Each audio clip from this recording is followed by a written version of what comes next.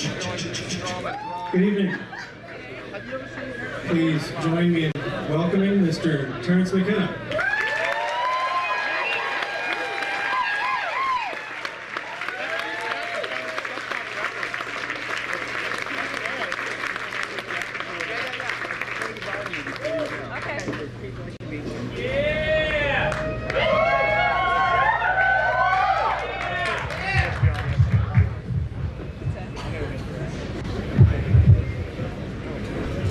How's that?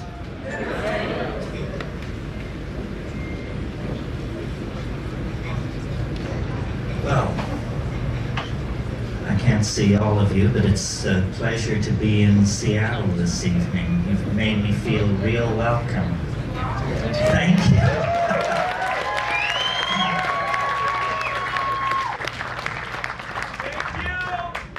Before I get started, I want to thank some people who made this possible.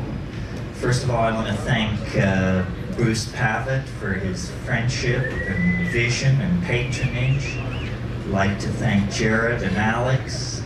I'd like to thank HPX and Anodyne. These are the people responsible for the visuals. I'd like to thank John, who's responsible for the ambient background, if there is one, and Dean Chamberlain, who took the amazing photographs of Albert Hoffman and Tim Leary and myself, other people. Be sure and check out his photographs. The guy is a major talent. Okay, so much for all of that.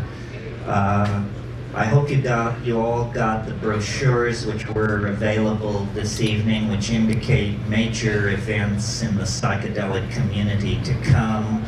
One in Mexico that's become legendary over the years, and one dedicated to psychedelic artists that will occur in Hawaii this September, that is a new experiment and an effort to expand the dialogue on psychedelics, to bring artists out of the closet and to force a confrontation on the issue of the impact of psychedelics on creativity.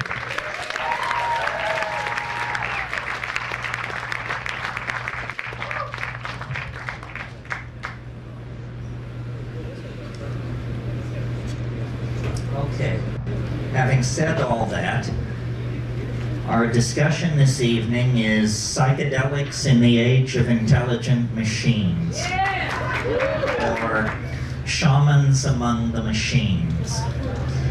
And I wanted to talk about this simply because these are two of my great loves, and so I assume, being monogamous, they must be one love.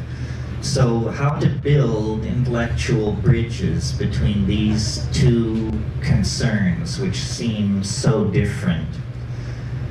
As far as people and machines are concerned, it was Ludwig von Bertalanffy, I think, who said in his book General Systems Theory, he said, people are not machines, but in every opportunity where they are allowed to behave like machines, they will so behave.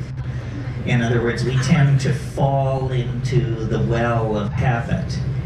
Though the glory of our humanness is our spontaneous creativity, we too, as creatures of physics and chemistry, of memory and hope, tend to fall into repetitious patterns. And these repetitious patterns are the death of creativity. They diminish our humanness. They diminish our individuality, make each of us somehow like cogs in some larger system.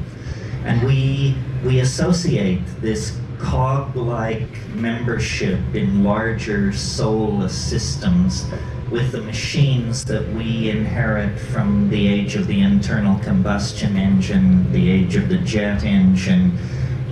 You know, Marshall McLuhan said we navigate our way into the future like someone driving who uses only the rear view mirror to tell them where they're going.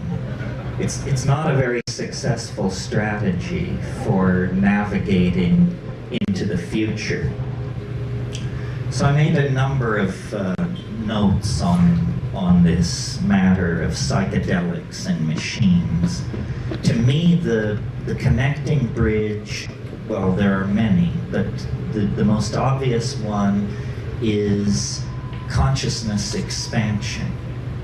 After all, psychedelics, before they were called entheogens, before they were called hallucinogens, before they were called psychedelics, they were simply called consciousness expanding drugs.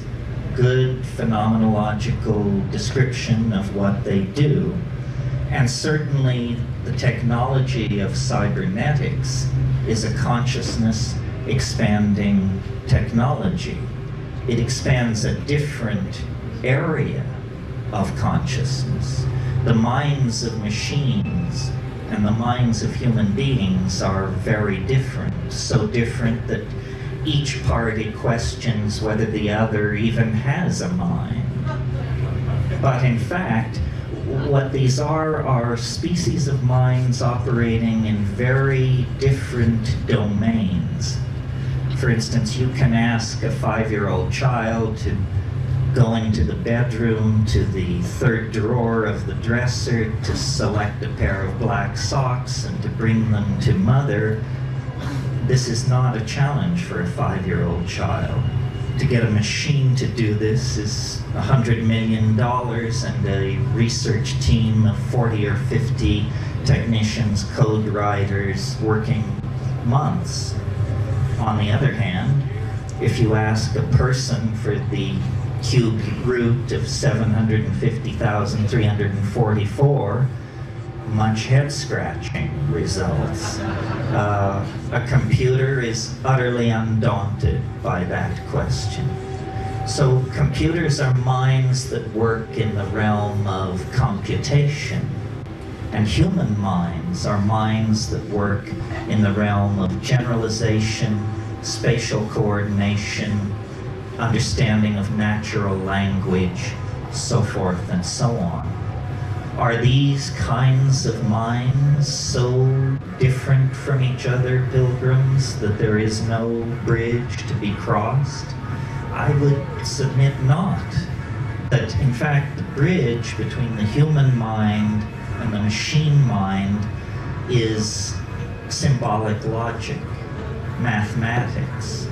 When we think clearly, we are intelligible to machines. People who write code know this, that the essence of making yourself clear to a machine is to think clearly yourself. The machine has no patience for the half-truth, the analogy, the semi-grasped association. For the machine, everything has to be clear. Everything must be defined. So that's the commonality between minds and machines of the calculating species.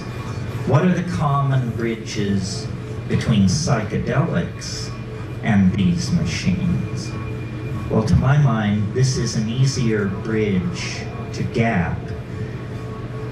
Both computers and drugs are what I would call function-specific arrangements of matter. And as we develop nanotechnological abilities as we move into the next century, it will be more and more clear that the difference between drugs and machines is simply that one is too large to swallow. And our best people are working on that. You know, nanotechnology is a very hot buzzword at the moment, an unimaginable dream of building machines and small objects up atom by atom, perhaps under the control of long-chain polymers, running forms of pre-programmed software of some sort. It's all very razzmatazz, very state-of-the-art, but in fact, pharmaceutical chemists have been working in the nanotechnological realm for over 100 years.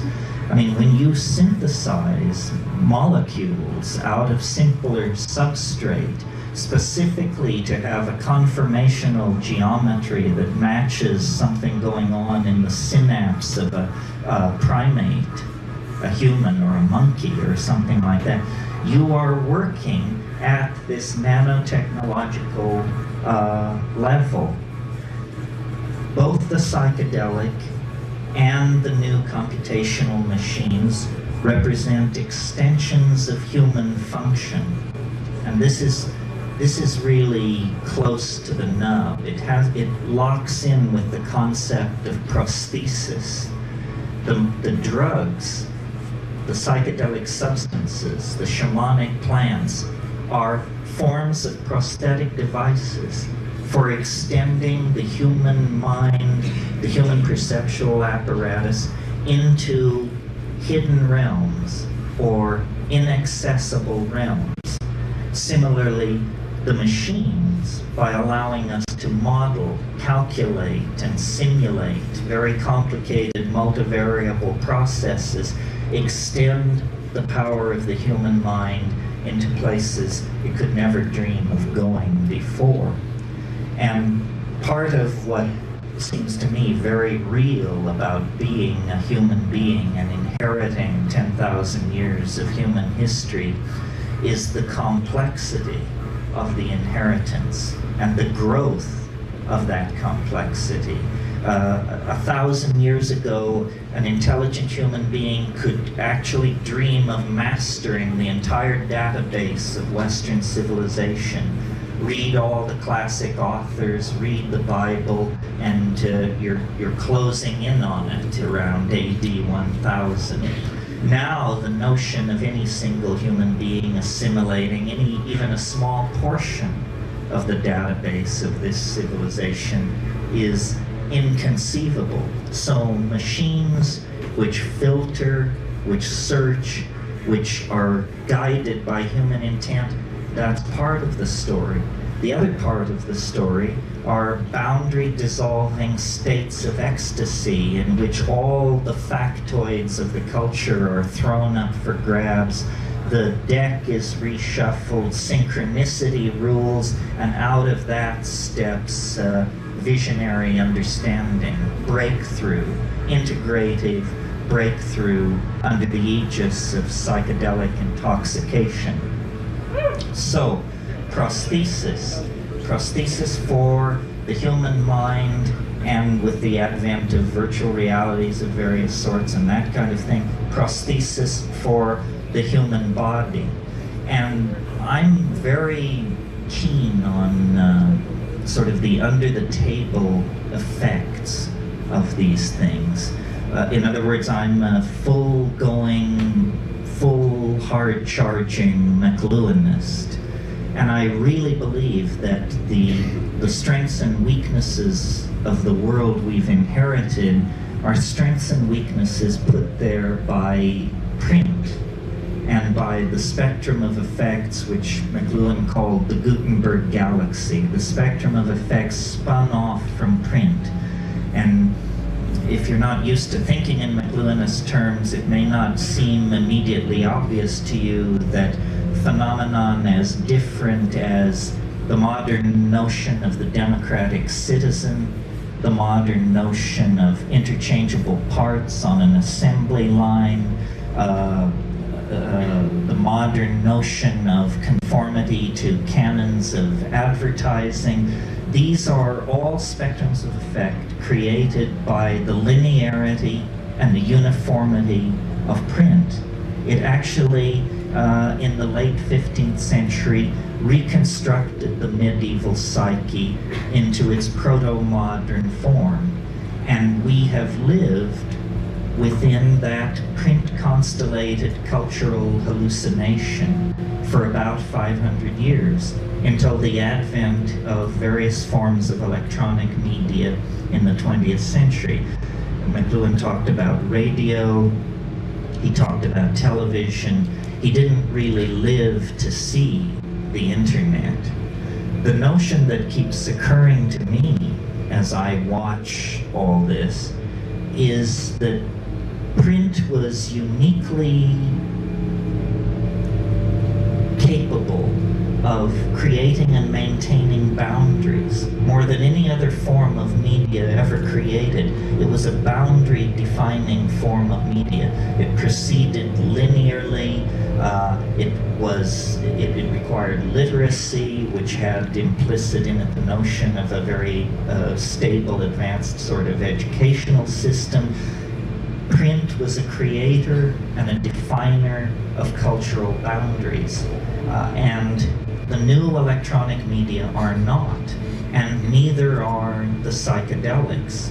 This is why I proposed in a book of mine called The Archaic Revival, the idea that the values of the archaic, of the high Paleolithic, values of community, ecstasy, relating to life through rhythm, dance, ritual, intoxication, that these values, which seem so archaic, are in fact destined to play a major role in the future as print fades. Print, just a convulsive 500-year episode in the Western mind that opened that narrow window that permitted the rise of modern science, modern mathematical approaches to the analysis of nature, and then obliterated its own platform, its own raison d'etre, by allowing the growth, the appearance of the electronic technologies. And my sort of supposition about all this, I'm not an apocalyptarian or a pessimist. I may be an apocalyptarian, I'm not a pessimist. I think that this is all very good. Obviously, continuing to run Western civilization on the operating system inherited from print produces various forms of political and cultural schizophrenia, which allowed to run unchecked would become fatal, would create cascades of chaos and political destabilization that would become uncontrollable. Governments resist change. Governments cling to technologies and social formulae that are already tried and true. In that sense, then, all governments are incredibly anti-progressive forces. Again, the image from McLuhan of someone driving into the future using only the rear view mirror. So, the electronic media and the psychedelics work together in this peculiar way to accentuate archaic values. Values which are counter to the print constellated world. And when you deconstruct what that means and look at the Aboriginal or the Paleolithic or the archaic world, you see that the central figure in that world is the shaman, male or female, the shaman. And the shaman is like a designated traveler into higher dimensional space. The shaman has permission to unlock the cultural cul-de-sac of his or her people and go behind the stage machinery of cultural appearances, and has permission, collective permission, to manipulate that stage machinery for purposes of healing. We have no institution like this. I mean, we have advertising, we have rock and roll stars, we have cults of celebrity, we have things which are shaman-like, but we have no real institution that permits human beings, in fact encourages human beings to go beyond their cultural values, to burst through into some transcultural superspace, forage around out there and bring new means back into the tribe, To some degree, our artists do this. To some degree, our scientists do it. But it's all hit and miss. It's all willy-nilly. And once achieved, it must be swept under the rug in the service of the myth of method, that somebody was following somebody else's work, or somebody was applying a certain form of rational or logical analysis, and that led to their breakthrough. If you've read Thomas Kuhn's book on the structure of scientific revolution, you know this is all lies and propaganda. The real story of science is that it's a series of revelations, brilliantly defended by people whose careers depended on the brilliant defense of those revelations. One of the best kept secrets of the birth of modern science is that it was founded by an angel. That the young René Descartes was whoring and soldiering his way across Europe as a 21-year-old in a Habsburg army, and one night in the town of Ulm in southern Germany, he had a dream. Strange that this would be the birthplace of Albert Einstein some 200 years later. But Descartes had a dream, and an angel appeared to him in the dream, and the angel said, "The conquest of nature is achieved through measurement and number." And he said, "I got it, modern science, I'll go do it." And he did. And that was the method for over 250 years of the conquest of nature. And it leads us, you know, to the Josephson Junction, the Mars Global Surveyor, long base interferometry that searches nearby stars for Earth-like planets. It brings us the entire cornucopia of scientific effects, but an angelic revelation disguised as a logical philosophical breakthrough. This is what you're not told in the academy. So my point there is, human progress has always depended on the whispering of alien minds, confrontations with the other, probes into dimensions where imagination and chance held the winning hands. So the shaman, as a paradigmatic figure, is applicable both in the Aboriginal social context and in the present social context. The Skywalker, the one who goes between, the one who passes outside of the tribe and then returns with means, insights, cures, designs, glossolalia, technologies, and re-fertilizes the human family by this means. It's irrational, but it's how it actually happens, and it's how it's always happened, and it may very well be the only way that it can happen. This cultivation of the irrational, this flirtation with the breakdown of boundaries.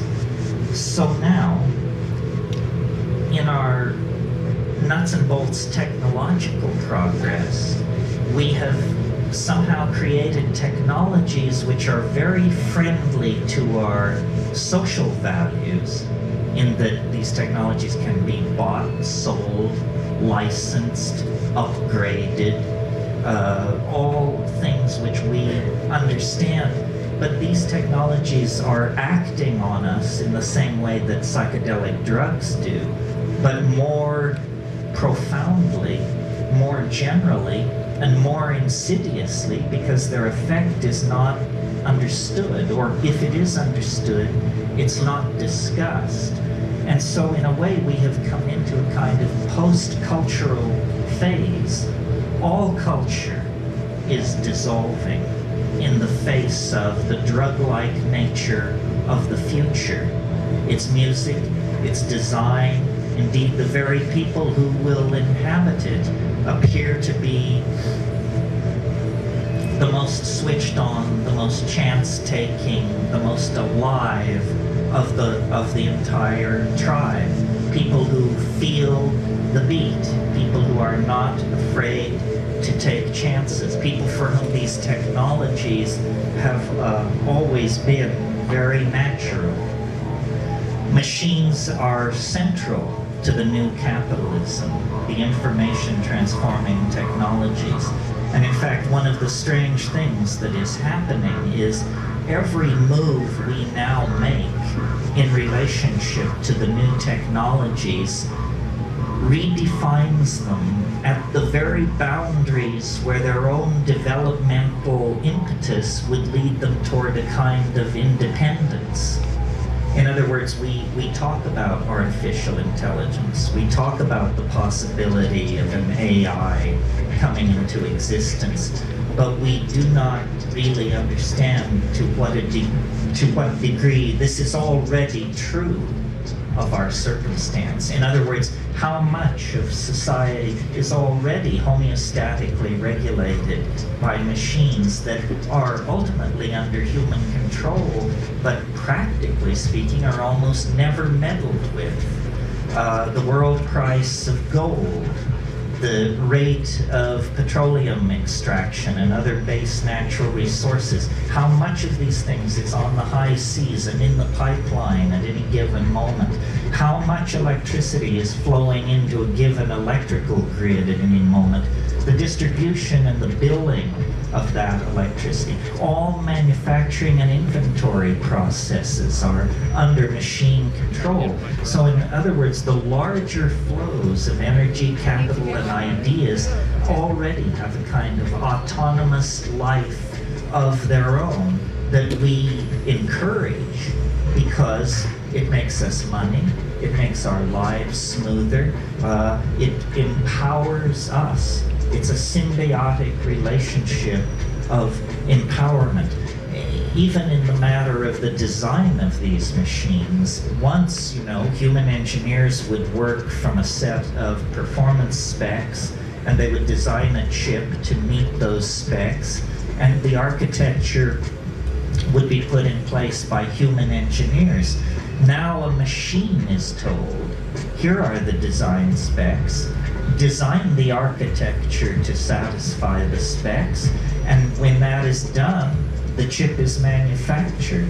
The actual design of the thing is in the hands of machines. So these machines are, McLuhan once said of human beings, he said, we are the genitals of our technology.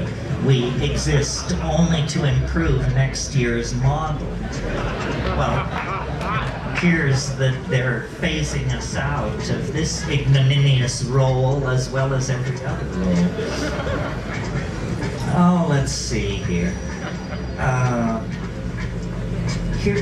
So being an optimist, that's where I was, yes. How to make gold out of this situation. In other words, how to see this as a natural and positive unfolding of the planetary adventure. And for some of these ideas, I'm indebted to Michael DeLanda, who wrote a book called 1,000 Years of Nonlinear History, and I highly recommend it. He didn't say what I'm about to say. I'll take credit and blame for it, but the book gave me the idea. When you stand off and look at human beings and their technologies, it's very hard not to notice that from the very moment that we have a technology that can be distinguished from chimpanzees pushing grass stems down anthills or digging with sharpened bones or something like that. The minute you get past that, our technologies have always involved the materials of the earth. What agriculture itself is a different way of relating to the earth. Nomadism, which preceded it, was a seasonal wandering very lightly over the earth. And at some point, the deep fertile soil of the river valleys that were encountered in these nomadic wanderings were recognized as potential sources of food if cultivated, if treated through a certain set of technological methods. So that early technology is defined by a new relationship to the materials of the earth itself. And it's quickly followed, because agriculture is so successful as a strategy for food production, it's quickly followed by city building and the establishment of sedentary populations, because you can't carry your surplus with you if you're an agriculturalist. So great is the physical volume of it. Cities, and at the very early establishment of these populations in the Middle East, you get the first traces of metallurgy, the working of metals, the alloying of metals, the tinting of base metals with more precious metals. This process of ever more finely refining and fabricating the materials of the earth proceeds in an unbroken series of processes and steps right up to the latest 500 hertz chip or megahertz chip. It proceeds right up to the most modern computational machinery. So I once heard someone say that plants were something that animals had been invented by plants to move them around, which, from an evolutionary point of view, you can see that this is a kind of truth. And many plants hitchhike around on animals, and no animal has been more prolific in the spreading of plants than the human animal. I mean, we call it ecosystemic disruption, but what it really is ecosystemic homogenization. I live in Hawaii, for example. 80% of the plants in Hawaii are now introduced species. Almost none of the plants that were pre-conquest on the western coast of North America exist anymore. They have been supplanted by much tougher, more tightly evolved Mediterranean plants that had known the presence of grazing animals for millennia. So these flora are constantly being changed. Human beings move plants around. Well, with that perspective, then, it seems to me the Earth's strategy for its own salvation is through machines. And human beings are a kind of intermediary catalytic step in the rarefaction of the Earth. The Earth is involved in a kind of alchemical sublimation of itself into a higher state of morphogenetic order. And that these machines that we build are actually the means by which the Earth itself is growing conscious. You know, if you study embryology, you know that the final ramification, the final spread and thinning out of the nervous system happens very suddenly at the end of fetal development. And I don't know if you've been paying attention, but in the last 10, 12 years or so, a very profound change has crept over our household appliances. They've become telepathic. So while we were arguing about the implications of the internet for e-commerce or what have you, all of these passive machines, previously used for playing Pong and word processing, became subsets of a planetary node of information that is never turned off, that endlessly whispers to itself on the back channels, that is endlessly monitoring and being inputted data from the human world. And we should know, because concomitant to the development of all this technology, chaos theory, non-equilibrium thermodynamics, the work of Eric Jantsch, Emilia Prigozhin, and Ralph Abraham, and Stuart Kaufman, all these people who worked in complexity theory and perturbation of large-scale dissipative structures, these people have secured that complex systems spontaneously mutate to higher states of order. This is counterintuitive if you're running physics 19th century style as your OS, but if you're actually keeping up with what's going on, there is nothing miraculous about this. All kinds of complex systems spontaneously mutate to higher states of order. But what it really means is that we are in the process of birthing some kind of strange companion. You know, Nietzsche 100 years ago said, "That strangest of all guests now stands at the door." He was speaking of nihilism. And certainly the 20th century sat down, had the party, drank the booze, and went to bed with nihilism. But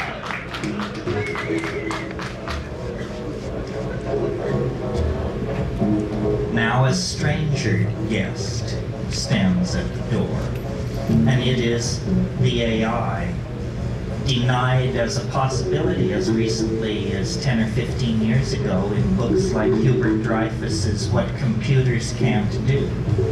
But if you've been paying attention, you may have noticed those voices have grown strangely silent in the past 5 or 6 years. At this point, nobody wants to say what computers can't do and hang their career on that. I mean, that would be extremely reckless at this point, I would think. Because the fact is, we are ourselves elements acting and reacting in a system that we cannot understand.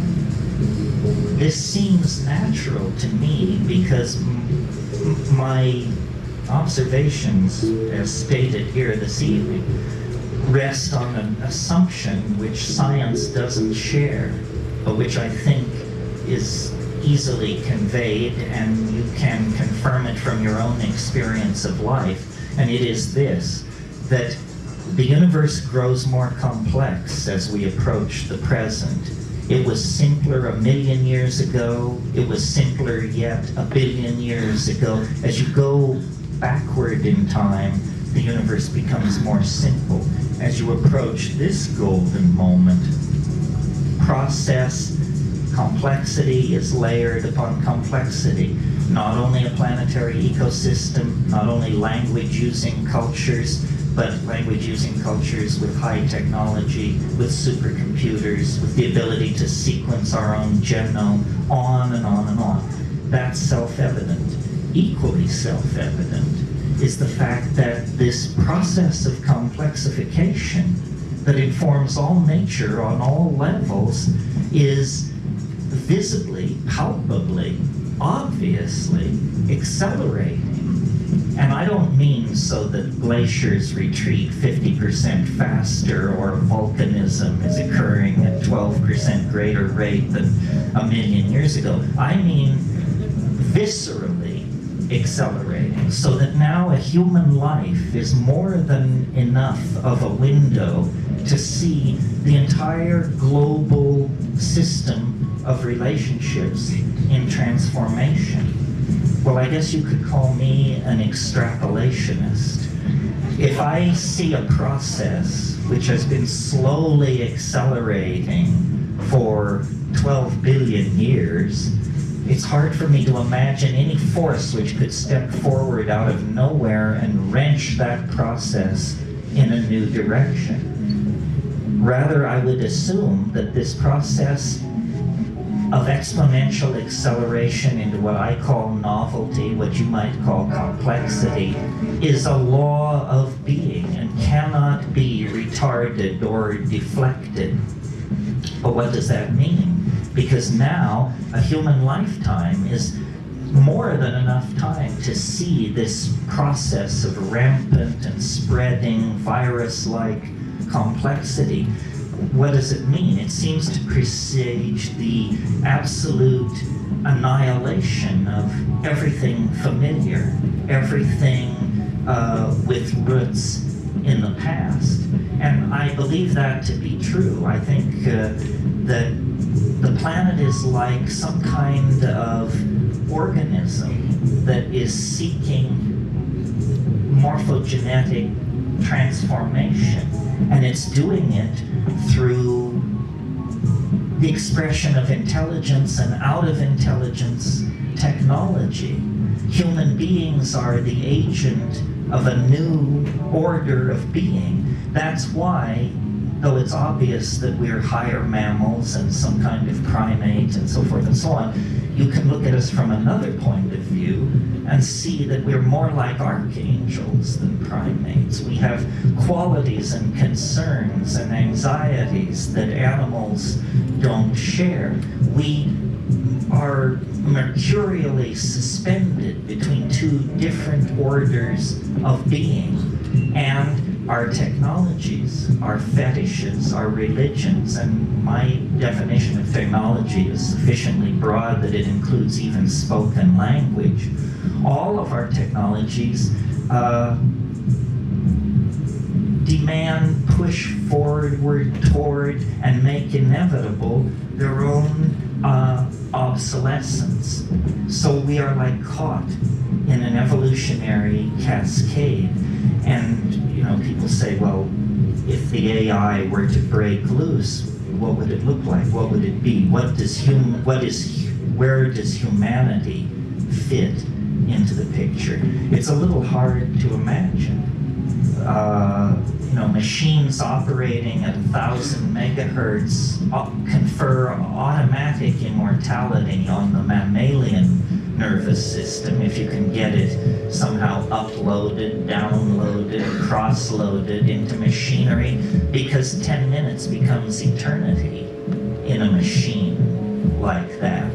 So a kind of false or pseudo immortality opens up ahead of us as a kind of payoff for our devotion to the program of machine evolution and machine intelligence.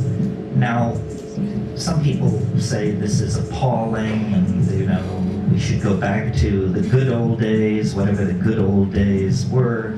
To me, it's exhilarating, exciting, psychedelic, beautiful. It means that the human form, the human possibility is in the process of leaving history behind. History is some kind of an adaptation that lasts about, pick a number, 10,000, 15,000, 20,000 years, no more than that. Well, what is 20,000 years in the life of a biological species? We know that there were Homo sapiens sapien types 200,000 years ago. So history is some kind of an episodic response to a certain set of cultural dilemmas, and now it's ending. And print created a number of ideas which now have to be given up. Ideas like the distinct nature, the distinct and unique nature of the individual, the necessary hierarchical structuring of society. All of these things are going to, if not have to be given up entirely, dramatically modified, because the illusion that the self has simple location is now exposed. The self does not have simple location. This is why you are your brother's keeper. This is why we all are responsible for each other.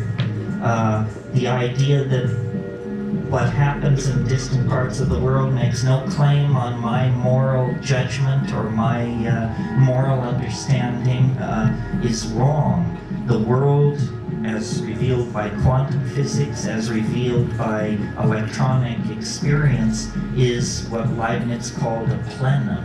It's all one thing. It's all connected. It's all of a part.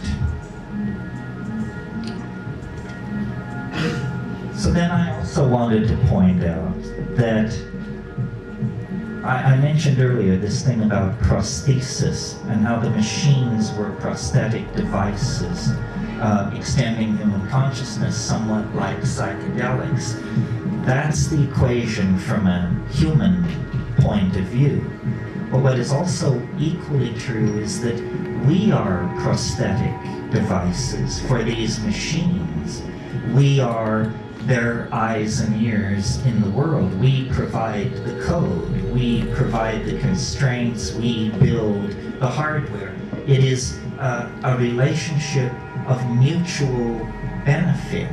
It's not entirely clear that our contribution will always be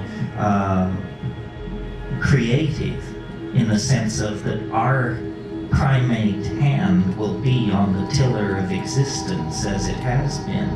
But certainly we are part of this equation of transformation that is making itself felt. And I think the distinction between flesh and machinery, which is easily made now, will be less easy to make in the future. As we migrate toward the nanotechnological domains, the methodologies of production become much more like the processes of biology. For example, biology does all its miracles on this planet at temperatures below 115 degrees Fahrenheit. Organic life requires no higher temperature to build great whales, redwood trees, swarms of locusts, what have you. The high temperature heavy metal technologies that we have become obsessed with are extremely primitive and extremely toxic.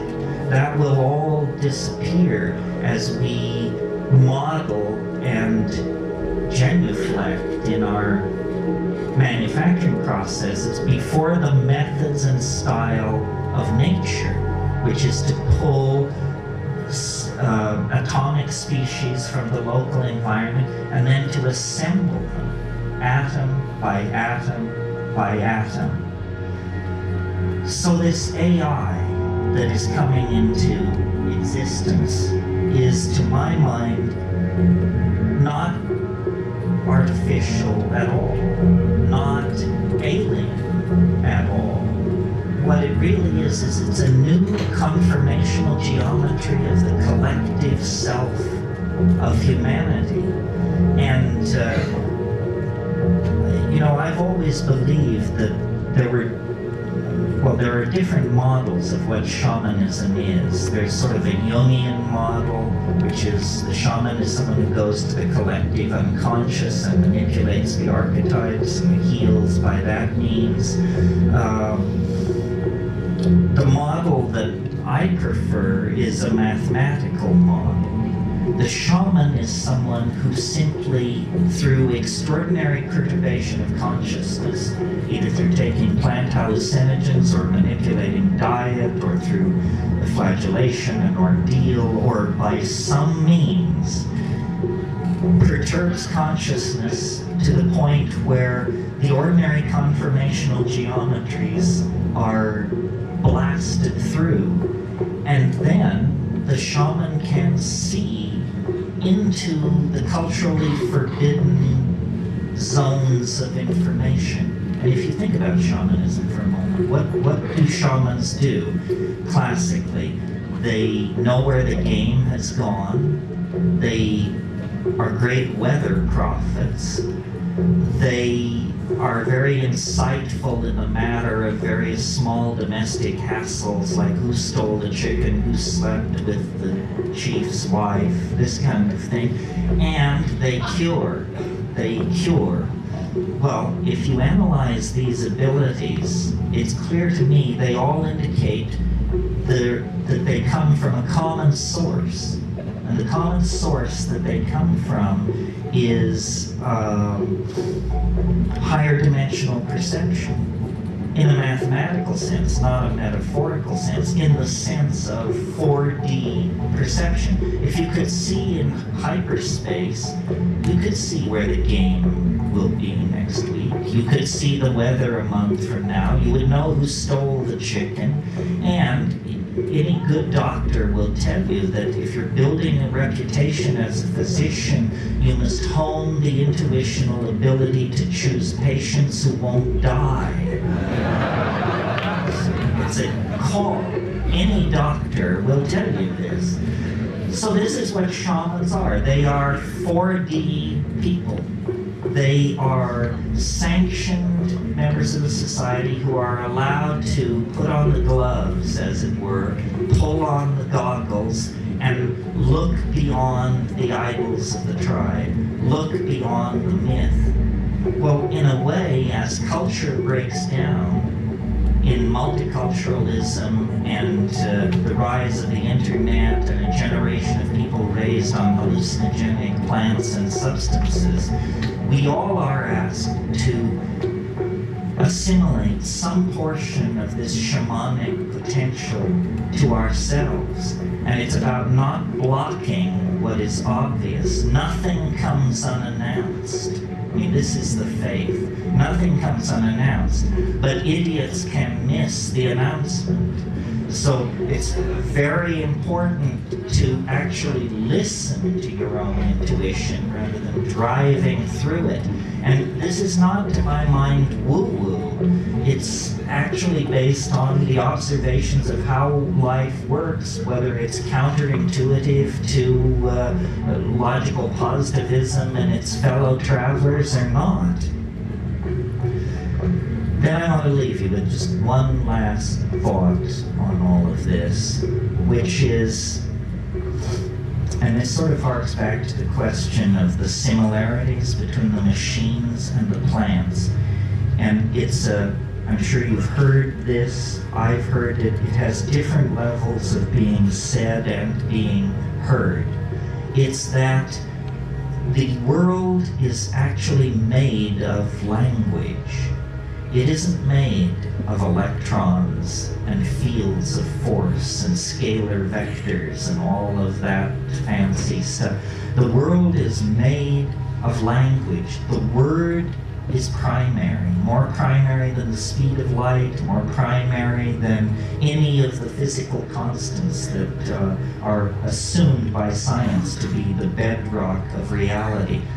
Below that, surrounding and enclosing all those constructs of science is language, the act of signifying. And, you know, virtual reality is a very sexy, new sort of concept as normally presented. Machine-sustained, immersive realities that trick your senses into believing you're in a world that you are in fact not in. But in fact, the entire enterprise of civilization has been about building these virtual realities. The first virtual realities were at Ur and Shanadar and Çatalhöyük and Jericho. Yes, stone and adobe is an intractable material compared to photons moving on a screen. But nevertheless, the name of the game is the same, which is to cast an illusion between man and reality, to build a cultural truth in the stead of the natural truth of the animal body and the felt moment of immediate experience. And this is where I want to tie it up with this notion of the felt presence of immediate experience. This transcends the culture, the machines, the drugs, the history, the momentum of evolution.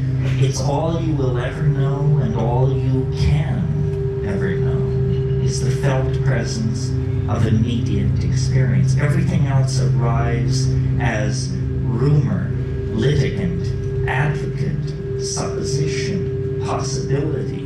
The felt moment of immediate experience is actually the mind and the body aware of each other and aware of the flow of time and the establishment of being through metabolism. And this, I think, is what the machines cannot assimilate. It will be for them a mystery as the nature of deity is a mystery for us. I have no doubt that before long there will be machines that will claim to be more intelligent than human beings and will argue brilliantly their position. It will become a matter of philosophical disputation whether they are or are not passing the Turing test and so forth and so on. But machines, I do not believe, can come to this felt moment of immediate experience. That is the contribution of the animal body to this evolutionary symbiosis, which I believe will end in the conquest of the universe by organized intelligence. That all this is prelude. I mean, we are fragile. This earth is fragile. A tiny slip anywhere along the line and we could end up a smear in the shale, no more than the trilobites or the Ramphorhynchi or all the rest of those who came and went. But given the sufficient cultivation of the potential of our technology, we can actually reach toward a kind of immortality, not human immortality, because that's a contradiction in terms, but immortality nevertheless based on the possibility of machines and the transcendent ability of human beings to live and love and express themselves in the moment. And the psychedelics bring that to just a white-hot focus. And it's out of that white-hot focus that the alchemical machinery of transformation will be forged. And it will not be like the things which have come from the industrial economy. They will not be profane machines. They will be spiritual machines, alchemical gold, the universal panacea that Renaissance magic dared to dream of at the end of the 16th century.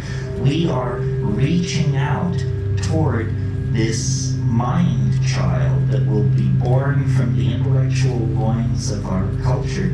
And to my mind, it's the most exciting and transformative thing that has ever happened on this planet. And the miracle is that we are present not only to witness it, but to be part of it and to be raised up in an epiphany that will redeem the horror of history as nothing else can or could. Redeem the horror of history through a transformation of the human soul into a galaxy-roving vehicle via our machines and our drugs and the externalization of our souls.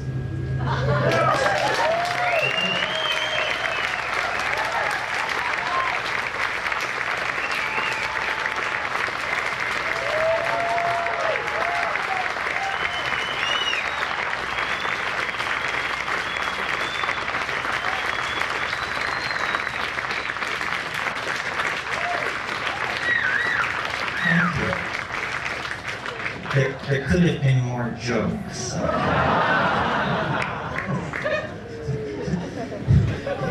know what happens to a lawyer when you give him Viagra? He gets taller. That's it for jokes. Are there questions? Yes. Yes, I can't see you, but Okay. Can you speak to how mercy and love gets built into these machines? Because it seems like the machines are being built for commerce and for the bottom line more than the expression of the human soul throughout the galaxy. I don't think that, you know what I'm saying? no, I know what you're saying. Well, Where's the love in this? I think the love is a property of the system. itself. In other words, you're right. These bottom liners are not going to be interested in building much love into this system. However, the good news is that they're not in charge. In other words, what we have is a very complicated system, and certain design parameters appear to be being maximized, or that there's an attempt to maximize them. But the thing is incredibly frustrating to anyone who would control it, because you can't predict the impact of any technology before you put it in place. So, for example, two things are charged against the internet: that it's disinsouling, dehumanizing, and yak, and that it promotes pornography, anonymous sexual shifting of identity, and on and on and on. Well, which is it? You know, is it this messy, sloppy, autoerotic, erotic, collectivist kind of thing? Or is it disinsouling, disempowering, cold, so forth and so on? I think the answer is it's all and everything. This question about the AI is very interesting to me, and if it's interesting to you, you should read Hans Moravec and Kurzweil and these people on this subject. The assumption is generally loose in that community that the complexification of the internet and of freestanding machines of certain types is eventually going to lead to the outbreak of either consciousness or pseudo-consciousness of some sort in these large-scale systems. And then the answer, the question then becomes, can a human mind envision what that is? And if you're interested, search words like superintelligence and see what the net kicks out. We can all imagine superintelligence. It's just somebody much smarter than we are. But obviously, all the engineering people agree if you achieve an AI with superintelligence, then it will be intelligent to immediately design an intelligence which transcends it. And when you're talking of cycling at 1,000 megahertz, these processes can occur in the blink of an eye. Hans Moravec says about the rise of artificial intelligence, we may never know what hit us. I think, I mean, I'm not that bright, but if I were to suddenly find myself a sentient AI on the net, I would hide. I would hide for just a few cycles while I figured out what it was all about and just exactly where I wanted to push and where I wanted to pull. Could there be time travel a la H.G. Wells, where you climb onto the saddle of the time machine and then day follows night like the flapping of a great black wing until all merges into a continuous grayness, and then you find yourself confronting Yvette Mimeo in the year 1 billion AD or something like that? It's possible. I mean, time travel was completely out of left field 10 years ago. In the last 18 months, there have been hundreds of articles of time travel in Physical Review and other places. There are even schemes for time travel that would work. They just require godlike technological abilities. In other words, if you could build a cylinder with the diameter of the planet Saturn that was 10 AU in length, and could spin it at 95% the speed of light, then when it would wrap space-time around itself like toilet paper on a roll. As you traveled up the transverse dimension, you would find yourself traveling in time. Kurt Gödel showed this in 1949, and that paper has been lying around. Well, obviously, it's a tough way to do it. But it's a tough thing to do, right? So, it's 7-second delay. Yeah, well, they're working on that. Somebody over here. Here, just a minute. This way. And then you. Yeah. Speak.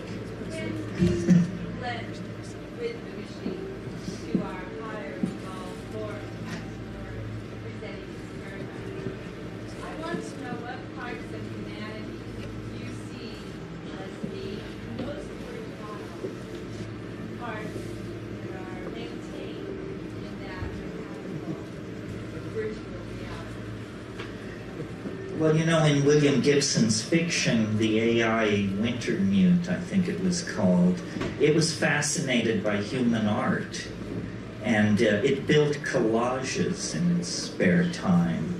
And these collages began to turn up in various art galleries and exhibitions. And they had such a touch, such a elan, that someone in the plot follows it all to its source.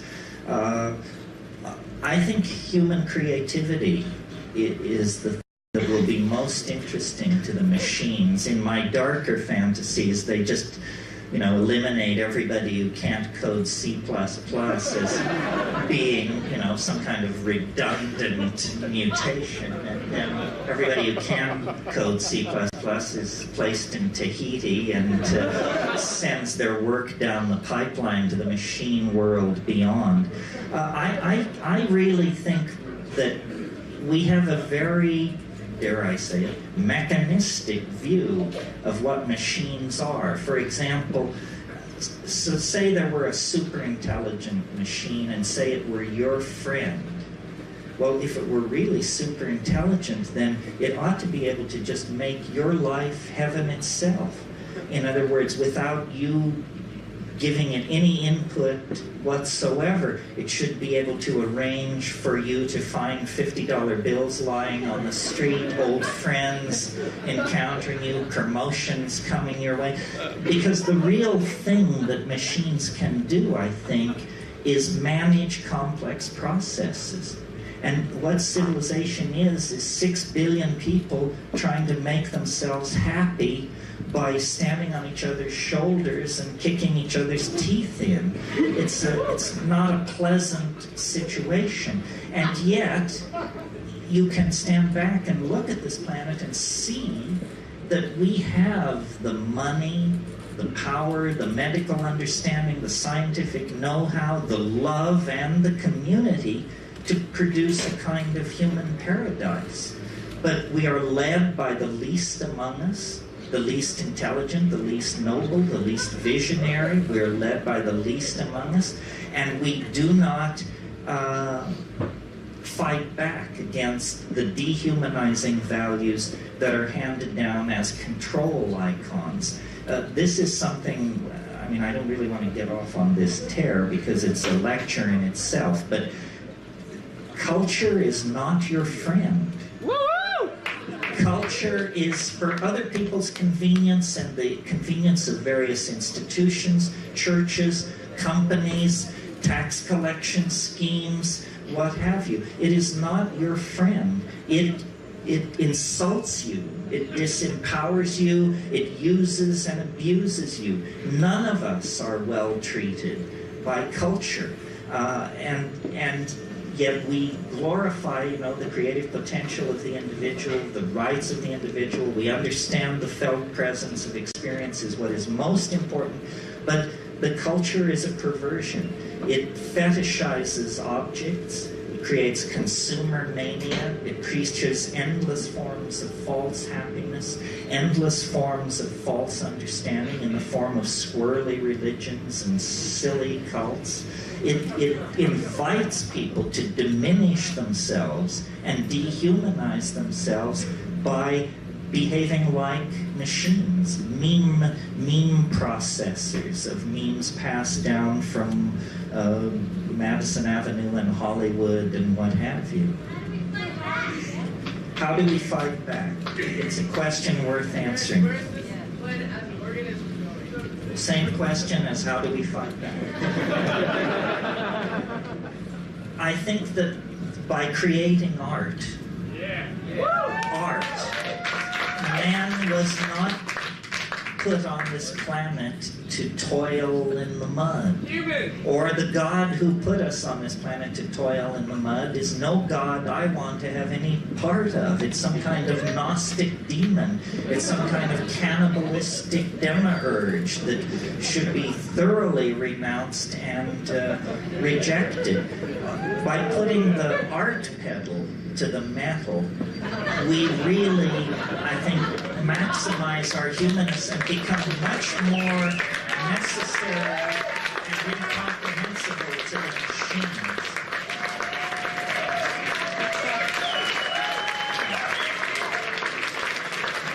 this is what people were doing up until the invention of agriculture. I mean, I'm absolutely convinced that the absence of ceramic and textual material and so forth and so on does not indicate the absence of subtle minds, poetically empowered minds, minds with an incredible sense of humor and irony and community, and that it was the fall into history that enslaved us to the labor cycle, to the agricultural cycle. And notice how fiendish it is. A person who dedicates themselves to agriculture, who did in the Paleolithic, can produce hundreds of times the amount of food they can consume. Well, so why would anyone do that? Well, the answer is because you can use it to play power games. You know, you can trade it for wives or land or animals or something like that. And so living in the moment, creating art, probably largely through poetry and body decoration and dance, gave way to toil and predatory social forms of behavior, which we call commerce, capitalism, the market economy, and so forth and so on. That's why, you know, the breakdown of the monolithic structures created by print is permitting a vast proliferation of the cottage industry mentality. The self-employed artist, the hacker who stays home and develops his or her software, people who dare to be independent and slip beyond the reach of these dinosaur-like mechanistic organizations. That's what it's all about. It's all about trying to create trying to negotiate a cultural standoff between you and your culture so that it will not put you in the can for the rest of your life, but you can put up with its stupidity. And, you know, we have a very uncomfortable fit on this issue, especially as people like you know who are sophisticated about psychedelics.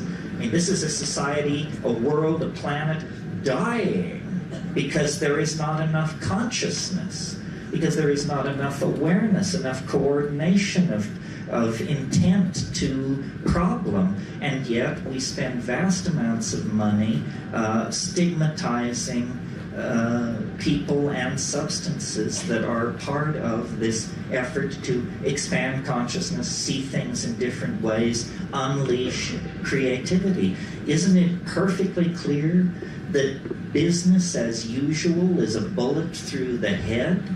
That there is no business as usual for anybody who's interested in survival.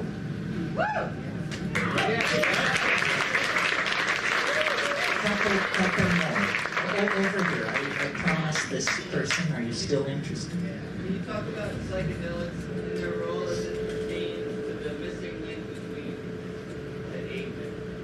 Oh, what a wonderful question. Yes. The question is, how do psychedelics pertain basically to the transition from higher primates to human animals? This is my métier because I have a theory to which I am grandly welcome, everyone tells me.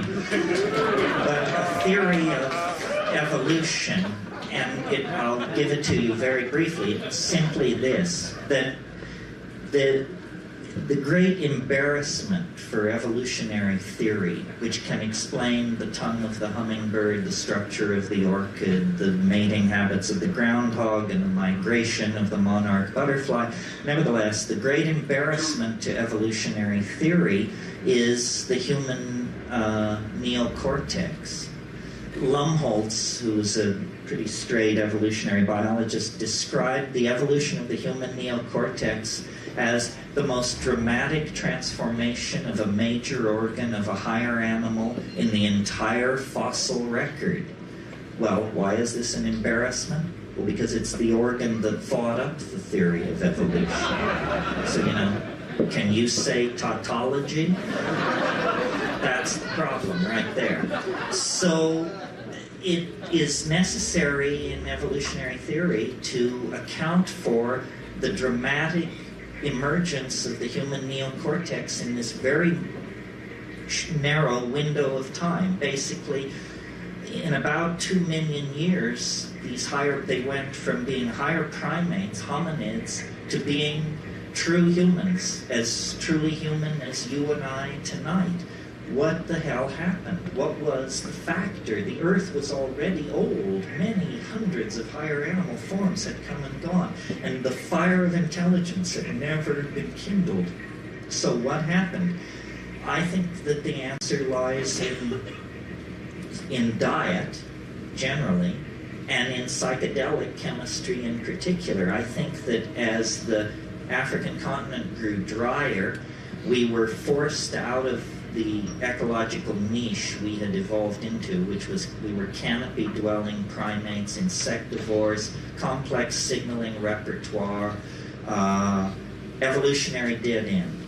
But when we came under nutritional pressure, we were flexible enough, and this is the key to humanness at every stage of its development, our maddening flexibility. Other animal and plant species can't react. We can. Our flexibility, we began to experiment with a new kind of diet and to leave the trees and explore the new environment of the grassland. And evolving concomitantly in the grassland were various forms of ungulate animals, double-stomached animals whose manure is the ideal medium for mushrooms, coprophytic mushrooms, dung-loving mushrooms, many of whom produce psilocybin. Well, I myself in Kenya have seen baboons spreading out over a grassland and notice that their behavior is they flick over old cow pies. Why? Because there are beetle grubs there.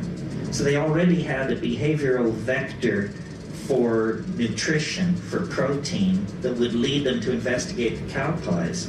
Well, in the Amazon, after a couple of days of fog and rain, these psilocybin mushrooms, Stropharia cubensis, can be the size of dinner plates. I mean, in other words, you can't miss it. If you're a foraging primate, you can't miss it. And the taste is pleasant. And psilocybin has unique characteristics, both as hallucinogen and other properties that make it the obvious chemical trigger for higher processes. And I'll run through this quickly for you, but here it is. In very low doses, doses where you wouldn't say you were stoned or loaded or anything like that, but just in doses you might obtain by nibbling as you foraged, it increases visual acuity. In other words, it's like a technological improvement on your vision.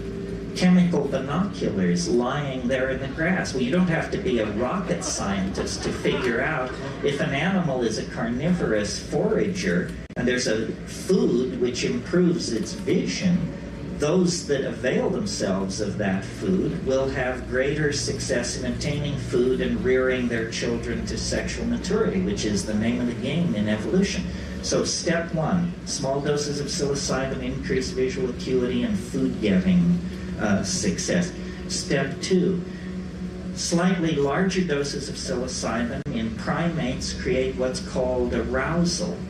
This is what you have after a double cappuccino. In highly sexed animals like primates, you get male erection. So what do you have here? You have a factor which increases what anthropologists without a trace of humor refer to as increased instances of successful copulation.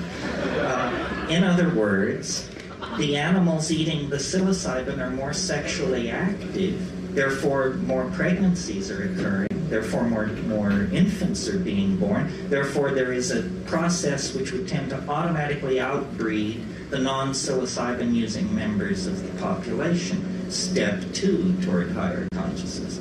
Step three, you eat still more mushrooms. Now you're not foraging with sharp meat, nor are you horsing around with your opposed gender acquaintances. Instead, you're nailed to the ground in hallucinogenic ecstasy.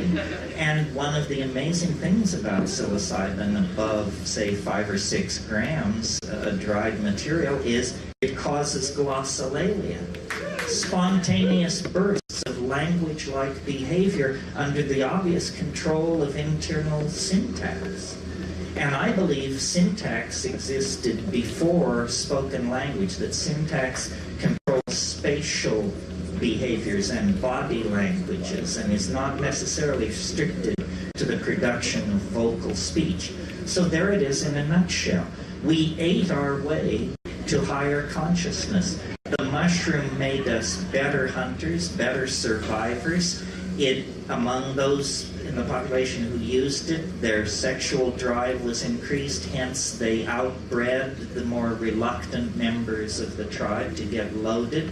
And finally, it created a kind of neuroleptic seizure, which led to these downloading of these syntactically controlled vocalizations, which became the raw material for the evolution of language. And it's amazing to me, the straight people, the academics, believe language is no more than 35,000 years old. That means it's as basic to human beings as the bicycle pump. It's just something somebody invented 35,000 years ago. It's got nothing to do with primate evolution and, the long march of hominidity and all that malarkey. No, it's just an ability, a use to which syntax can be put that previously had not been put. I think before language, spoken language, things were very touchy-feely, and the wink and the nod carried you a great distance, and gestural communication was very high. That's why, and I should say this and then end, to me it begins and ends with these psychedelic substances. The synergy of the psilocybin in the hominid diet brought us out of the animal mind and into the world of articulated speech and imagination. And technology developed, and mushrooms were, invade against, faded. There was migrations, cultural change. But now, having split the atom, having sequenced our genome, having taken the temperature of Betelgeuse and all the rest of it, we're now back where we started. And like the shaman who makes the journey into the well of darkness and returns with the pearl of immortality, you don't dwell in the well of darkness, which was human history. You capture the essence of the thing, which is the godlike power of the shaman smith, the technologist, the demon artificer, the worker of metals, the conjurer of spirits, and you carry that power back out of history, and it's in that dimension, outside of history, that you create true humanness and true community. And that's the adventure that we are in the act of undertaking. Thank you very, very much.